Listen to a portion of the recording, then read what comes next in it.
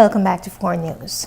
Last evening saw all of the independent candidates who have so far indicated their interest in contesting the next general elections, engaging with the Integrity Commission and the Elections Office.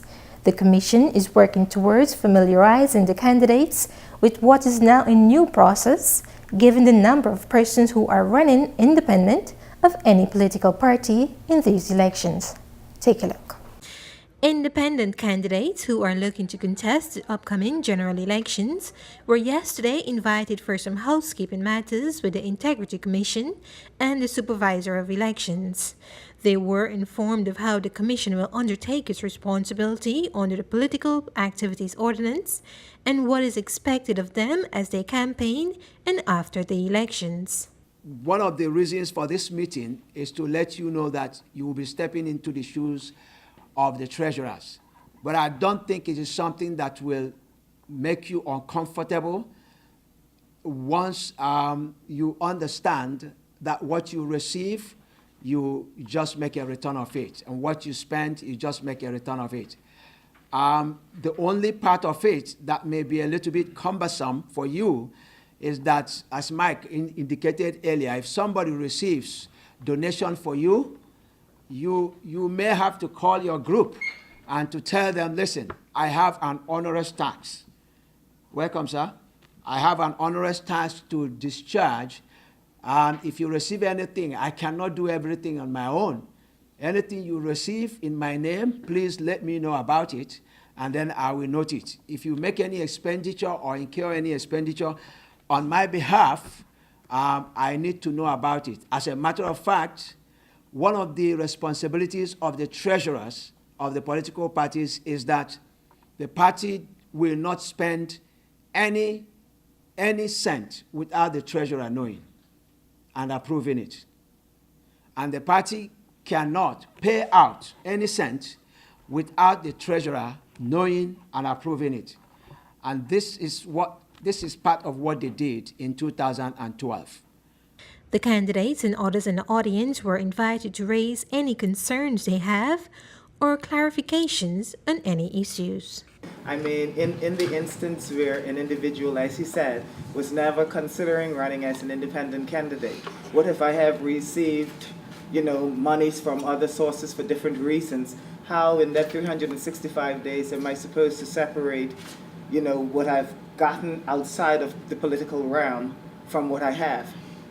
Why would you have received monies in the political realm prior to that? I'm not saying... No, I'm just saying. You said we have to go back 365 days, yes? Mm-hmm. Okay, 365 days down the road, let's just say 6 months ago, there was no plans for me being an independent candidate. But you are receiving donations. But I Gifts. have been receiving gifts. Let's say I've just graduated and I've received a gift. You understand? How would integrity view that? That's personal. That's a very good question. But hey, it's something that can come up and haunt me, so I need clarity on it. Very good question. Yeah, it's a very good question. I mean, one of the reasons why we are meeting with you is to deal with these issues like this. They are human issues. They are matters of life that you can't fully make provision for in the law. Right. Okay? Right. And I think like Devon said, you said, how are you going to be strict about this? At the end of the day, it's about your integrity. That's what this is all about, It's about what you remember, what you duly, truly remember. Because there are some people that probably, and that's the mischief the law is trying to address, that they are receiving money from people saying that they want to run. Of course, they don't come to announce that they are running at the time these monies are being received, and it could be in different forms, bank transfers and some what you call non-cash donations and all of that going on. Two things will happen. Either that you receive all of this, at the end of the day you don't run, and you give account to nobody. And you could look straight to somebody's face who has given you donation before. Why are you not running? You took money from me. Sorry, I think the stringent measures will not allow me to run. How do you account for the money that I gave you, that you purportedly use for campaign expenditure? That's one part of it. The other part of it will be that you genuinely receiving money, thinking that you are going to run. Hey, listen, I am going to run, but somehow you got stuck. For some reason, you were not able to run. How do you account for, for all of that. But you want to register. Probably you came to register. What we are saying is, if you came to register now, before your registration could be accepted, you have to provide all these returns. Now, if you have not received anything at all, make the same return, nil return. And what we are interested in is you have to be genuine about it, sincere about it. If there are things that you probably could not remember, at the end of that form, you will see a declaration there, to the best of my knowledge, and ability, and information available to me. This is what I declare. This is what I have received. This is what I have spent. Now, I believe that the commission will take a pragmatic view of that, and bearing in mind that this is human conduct anyway, and you can't really provide for it in the law completely. But all of the declaration you make will be looked into. I can say that. I think the emphasis. Go on, you can. I think the emphasis is on political donation. I think, to answer your question. Yes. That's what they say. So- Your political aspirations. So if my girlfriend gave me $1,000 for my birthday, and I spent it how I like, and I had no plans of running or whatever, that's not a political donation. No, it's not. I'll give you an example. Let's get it right. I'll give And you it an is in the example. law. It is in the law. It's not a political donation. Yes. But things went sour with you and that girlfriend, and she now saying she gave you this. She gave you this towards your political campaign. Then you should make up with it. Then what happens then? What would the Integrity Commission's view be on that situation? Yeah, Is if- it when solely you received it as upon you? gift, when you received it as gift, you did not know that it was a gift towards political campaign. Okay. Yeah? So that's the stance I'm going to take. Yeah. What if the individual is saying, no, Yeah. for sure, you knew what this was for? You mean when the person report, maybe the relationship is broken down now? Yes, that's what I'm saying. There is a law and a provision in the law, actually, that allows us to go after such a person. Go after who? The person that received the money? No, the The person who's lying about you. Who's lying about you. What is important is to be upfront about it and to be sincere about it. What you cannot remember, like because somebody did not mention it, you may not remember it. But look back, do a sincere soul searching about what you've been doing with money in relation to campaign, in relation to your aspiration to campaign, to vie for election. And I believe that all of you, most times when people give you money, somehow they will mention. I know some people may not have decided this several months ago. Several months ago. They probably have done that 4 months ago. But nobody will be giving you money at the time you've not made known your intention to them, and they call it political donation. Usually they will not, unless you have hinted them somehow that this is what you are about to do sometime, and then they now begin to gather money on your behalf. And you don't look away on that now. We must Don't remember put it. we live in a world where there are people with malicious intent also. Correct. I'm only asking these questions to make sure I know. I dot my I's and have Yeah. T's crossed. Yes. Okay. Because Okay. these things do exist. What if this individual is promoting multiple persons from multiple different parties? He's saying that he wants to pick Sabrina and Damien and a few others, with his, two other PNP and and he's throwing this huge party for his selected candidates. He's spending $250,000. And he's telling young voters, say, show up, we're going to have this rally, and these are the people they're writing him and say, hey, I don't want to be involved with this. He's saying, I don't care. I'm going to promote you. I'm going to do this party. Oh yeah, we will come in. How- We will come in to say you must care. How could you, what law you will have to go after that individual? For When the, you read your thing, An it's not- independent vote. No, it doesn't really matter. you coming to You the can go independent after him. candidate, or you going after the individual No, who's the promoting you? individual. Okay. Well, you see, that's the idea behind the super PAC thing, to make sure that you do not distort the level playing field in relation to money. And that is why the commission is interested in such a person, because you are saying to the person, this person has 30,000 in respect of an electoral district. You are indirectly coming to distort the level playing field because of the money you are throwing in. You cannot throw in that kind of money. You have to register with us. Just like giving to political parties, even before the election. They might receive all of that, but at the end of the day, when they are spending, They are not expected to spend more than, for a political party in electoral district, 50,000, 30,000. For those who are at large, 40,000. And then the leaders will go for 100,000. Independent candidate, if you are running at large, that was where I was going, it's 100,000. What you'll be dealing with will be, what is the mischief that the law is providing for dealing with third parties that want to distort the level playing field? That's the mischief. And that's what the law is dealing with. If you are dealing with issues, that's something that we have to confront. If the law doesn't make provision for it, there's nothing to do. What we are doing actually is to promote integrity, honesty, and good faith in public life within the confines of the law. If the law doesn't make provision for it, you are handicapped. It would be wrong, indeed, for us in this room to describe what you call issue campaign on the basis of the different definition you are giving it. But if you agree that there are third parties that are likely to distort the level playing field using their money and back either political party and back candidates, if you agree, because it's in the law, it's there. Now, they will be caught by that. What you are describing as issue, when the issue arises, we will now decide, is this person using a issue cover to actually sponsor? That's a matter for us. If he does not feel, no, it's challenge, it's open to challenge. The law is subjective to the Commission's view and to my view in cases where I don't agree with how it's being interpreted. As far as the judicial review is concerned, my recourse will obviously go to make an application for judicial review. As related to that small little $30,000 that I got to campaign with, is the expenditure for that judicial review would be taken as part of my election. No, that's not described. Thank you very much. No, but you answered something I put to Mr. Mizik. What would a candidate who thinks he has been aggrieved by that joining up do? Right. A candidate believes the ordinance is being infringed.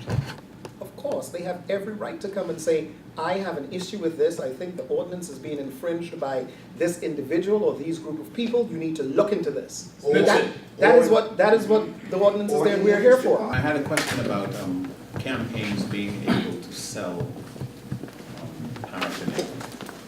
Are we allowed to sell? Are we allowed to retail T-shirts, cups? To sell, resell? Yes, to raise funds. Sure. To sell T-shirts? Any items. That will be donation to you? Will be considered donations? Yeah. That will be donation to you. Okay.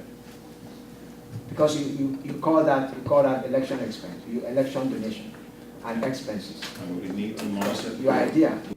When you have registered with the commission and have given the electoral district where you are going to run, and you have also, or you decide to run at large, and then at midway in your campaign, you decide to change your position. Now, I'm sure we are looking at what is happening in the United States, right? But here, I believe that you will come under the scrutiny of the law before you make your move. Because you remember that one, you had to go to the supervisor of election, you are here, and then you had their names in the ballot paper, and they got nomination, they paid for their deposit, and the people of Turks and Caicos who are going to vote know that you are running at large. I don't know how many times this has happened before, where persons who are running in a particular, like at large, decide, having spent 80,000, I am going to join somebody else, so that at the end of the day, we are effectively spending 180,000. Now, but that's not what you began with. Whether the law will allow you to do that, it is something that you probably have to take a look. I don't know about supervisor of election, what the elections ordinance says about decamping. Like you drop in, you're no longer running in your district, the nomination that have been made and all the declaration that you made at the time you are running. What will be the effect of that when you now... He's on the ballot already? The person is on the ballot already? Yes. Well, if the person's on the ballot, then they go, the ballot paper goes through as they are. Huh?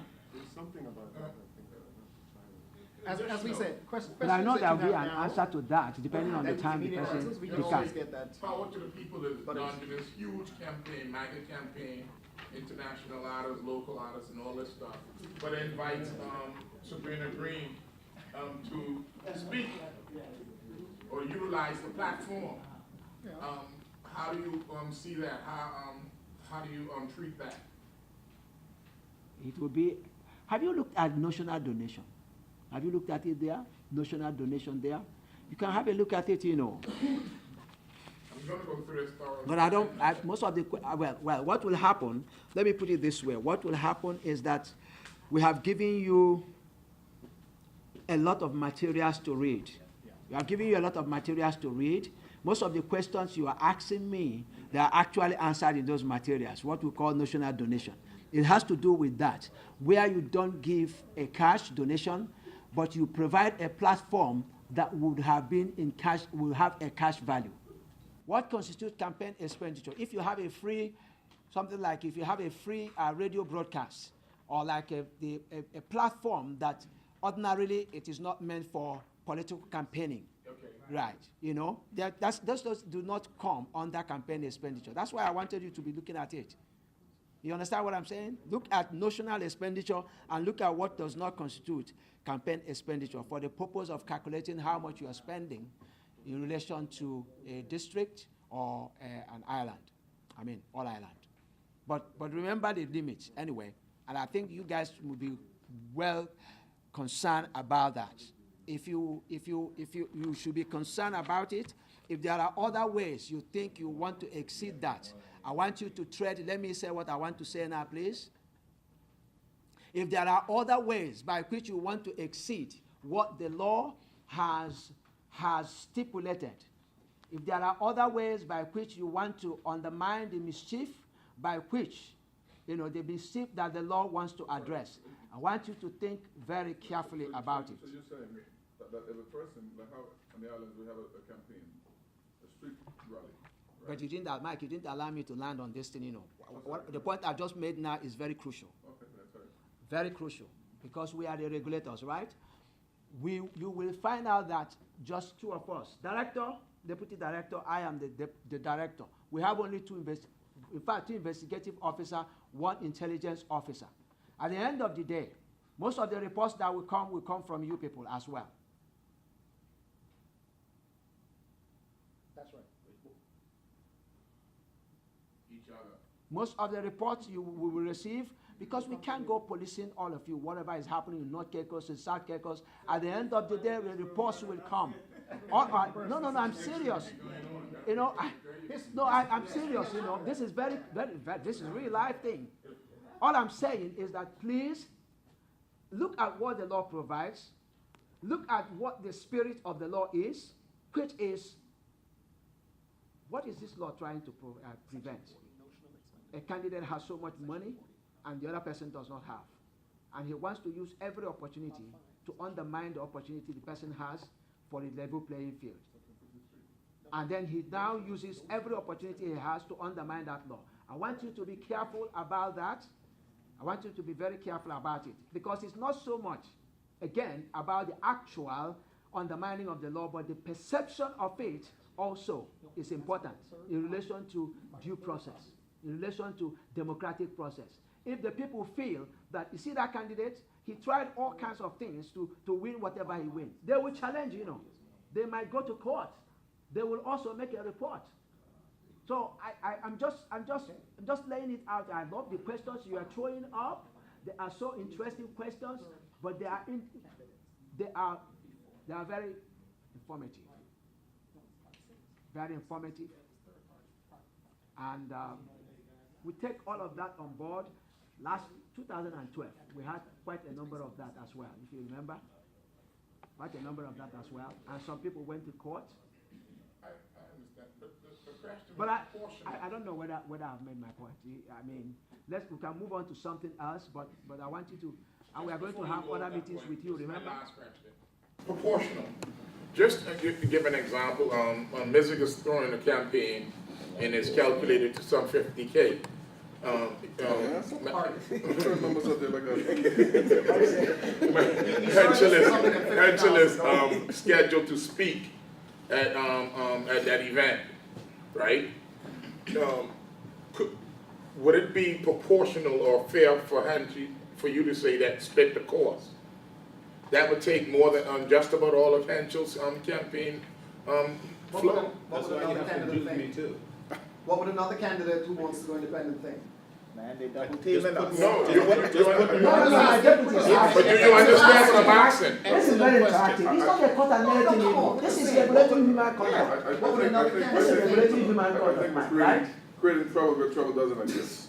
Sorry. Right? You mean by the question being proposed? Yeah, because if your expenses is to you, if Hensel is having a rally in Caicos as an independent, right, and he has his expense, I, as a at-large person, he invited me to speak on this stage. The only expense I have is my expense going to Caicos, my accommodation in Caicos. For you to say that, sorry.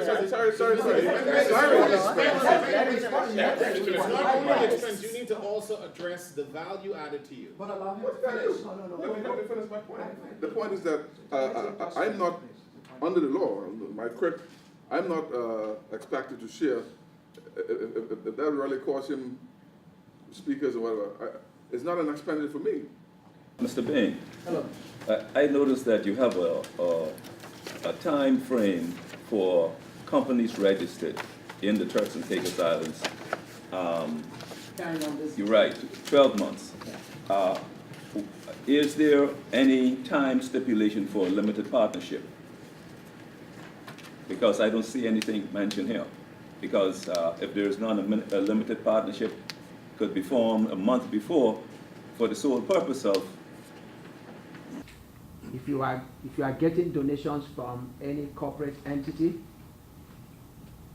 the law requires you to be satisfied that there is a resolution in that company approving the donation that is to be given, and I would request you to insist that you see that. Otherwise, it will not be from a permissible donor, and you will not be expected to accept it. You may receive it, but when at the time you receive it, you made your inquiries, you are expected to return the money if you are not satisfied that the board had actually given a resolution to that effect. As the supervisor of election, I will follow up all reports received where this behavior is illegal, and I will not hesitate to collaborate with the police to initiate criminal investigation. I also invite members of the public, or I should say at this time, during that time, to inform me if they are aware of any incident involving inducement to wilderness. I'll point out that inexpensive T-shirts, caps, and advertising material provided by political parties and candidates are not regarded as treating. Okay? I can read that again. Inexpensive T-shirts, caps, advertising material provided by political parties and candidates will not be regarded as treating. Okay? Yes. But what it is anticipated that you adhere to this, it is very important that you adhere to this, the treating, because you're going to find during elections that you're going to report this one. That one's going to report you. It's going to happen. It happened in the last election, right? And if this comes to my attention, like I say, we call it snitching. If it comes to my attention, I will have to report this for proper investigation to be carried out. My personal observation with this, I don't think it was the intention of the law to discourage people who are interested in being candidates in this country or vying for elections, to discourage them. I mean, and a lot of what I'm hearing, for example, like what Piper just spoke about. Mm-hmm. We have a culture in this country. Some people in this country, all their lives, have provided food to the needy on certain Sundays, whatever the case may be, or on a Easter holiday or Christmas. Yes, that's true. And That's God true. forbid, if my mother were alive today, I mean, there are persons that I know throughout the community and over back, that she would readily prepare a meal for on a Sunday. And if I were to be a candidate, all of a sudden she is caught up in this web of treating. And I think persons who are presiding over the legislation or who are enforcers of the legislation must be cognizant of these things. And so, but you will find that people try to be mischievous during this particular time and would report anything people or report anything. And I think it has to be within the wisdom of those who are presiding over this legislation to say, for Christ's sakes, man, this is it's a non-starter. I understand what you're saying, but you know, once a report is made, I can't just sit on and sweep it under the carpet. Our commitment would be that we will continue to have this dialogue. Once you are available, we will always be available, and I hope that you'll be able to attend the way you have done tonight, especially after you have read the materials. Following the meeting, Deputy Director of the Integrity Commission, Richard Bean, gave a synopsis of what the Commission hopes to achieve with these sessions. There are certain requirements they have to bring to us at the point of registration, i.e. any donations they've received in relation to electioneering, any monies they've spent as a campaign expenditure, which is pretty much defined in the ordinance. So talking to the persons who were here was very interesting. We got their views on many issues. We had Mr. Lewis from the elections office here as well. And it's good to have the dialogue. Through dialogue, we're able to create change. The political activities ordinance covers many areas. Third parties, or what you want to call super PACs, are covered in the ordinance under Part 6. It's for persons to go through the ordinance and begin to understand what the ordinance itself says about how we deal with super PACs, should they be registered, et cetera, what sort of spending they can do. So there are provisions in the ordinance. It's about familiarizing oneself with what is in the ordinance, then coming back and saying, we noticed this in the ordinance. Isn't something missing here? If you think something's missing, bring it to our attention. At this point, of course, it'll be too late with regards to the upcoming election, but there are controls in the ordinance for third parties. It could be an individual or it could be a group. There are controls on expenditure, controls on several things they can do. So I encourage persons to look at the ordinance and see that. The other issue you brought up about treating, which falls under the elections ordinance, it was pointed out that this has always been under the elections ordinance and that there calls for an intent to corruptly do something with the intent to do it, and how intent can be perceived by the facts around. So even though we do understand the cultural norms, and we do not envisage that the ordinance, the elections ordinance as it is created, was to interfere with cultural norms, all of us as adults do know when we go over that line into the sphere of deliberately doing something with a specific intent. And as we try to talk to the folk and let them know, it's going to be the person sitting next to you who's going to have a problem with what you're doing, who will call and say, we need you to look into this because we do not think this is in the spirit of the ordinance. And that's what normally happens. So persons should just reflect on those things and always think about what the perception is in what they're doing and how others will perceive what is happening. And I think that that came over to the group as the discussion went on. In particular, if they looked specifically at what the ordinance says rather than saying, it's trying to make me do X, Y, Z, it's quite specific in what it calls for and what you should not do. And I think it doesn't truly affect the cultural aspect of us handing out food on Sunday or something like that. It speaks specifically to you doing something with a particular intent. So we anticipate more questions on that. And it's always welcome, of course. We spoke with Damian Wilson, one of the independent candidates, about his takeaway from this introductory first session. Well, from this first meeting, what I gathered was basically information about what we can and can't do. And of course, that a lot of it is based on intent and perception and what the law will allow from what the law won't allow. I think we need further discussions, not just amongst the candidates, but amongst the general public, so the general public understands what's going on and how it affects them and their choices in terms of who to elect as MPs in the House of Assembly. During the question and answer segment, Wilson also raised the issue of treating. This is whereby a person directly or indirectly, during or after an election, give or provide any food, drink, entertainment, or provision to corruptly influence any voter to vote or refrain from voting. Treating requires a corrupt intent. It does not apply to ordinary hospitality. When Wilson first raised the issue during the session, he appeared to have hit a nerve with some of the people in the audience. I would hate to see us get to the point of where the U.S. is, where people feel they can circumvent the system simply by allowing third parties to buy an election, okay? Now listen, hold on, let me finish. You guys had your say. You guys had your say. Let me finish. Let me finish. I sat back and allowed you guys. No, we don't defend money. Defend yourself. You don't want money to spend. No, I do not want to defend myself because it's not defending myself. What I am is a person of principle. Okay? The law is the law. The law is clear. And we know that people have intentions of not following the law. We know this. Let's be real and honest, people. Come on. We know this. Okay? I don't like to... Mr. Mizik, no disrespect to you, okay?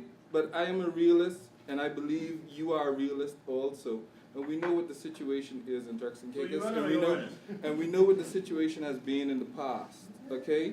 And we know that people have bought elections not by handing people money, but by outspending people. And what I'm saying is that the law is clear. I don't see why we're sitting here for the longest time debating this. There are more important issues to move on to. You just reached. Come late.